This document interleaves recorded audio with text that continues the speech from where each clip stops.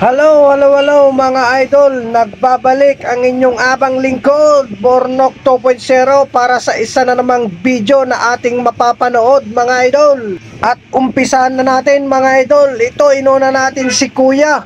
Kung makikita nyo ang katawan niyan, napakasolid. Ngipin lang niya yung walang muscle mga idol.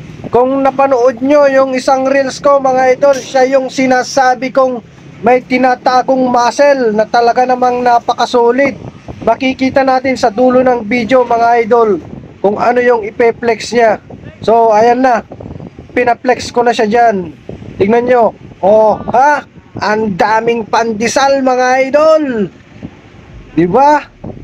Oh, hilahin mo daw yung balat. Oh, di ba? Solid, nakakondisyon si idol. Dumako naman tayo dito sa isa nating kabakal. Ito si Boss Benji. Nagtra-try ship siya ngayon. Kung mapapansin nyo mga idol, yung arms niya talagang napakasolid at maugat pa. Lahat naman tayo nakakita na ng maugat, di ba?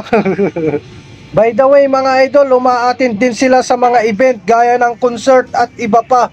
Sila yung tumatayong mga crowd control. Kung makikita nyo man sila, pwede nyo silang i-kiss mga idol, libre lang yan. At the last but not the least, ito na ang last nating video mga idol. Isa siyang stuntman sa isang pelikula mga idol. Yung napapanood niyang mga artista nun na dating iniidolo niya, ngayon kasama na niya sa pagbuo ng pelikula.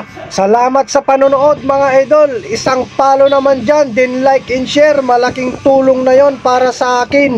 Thank you again and God bless mga idol.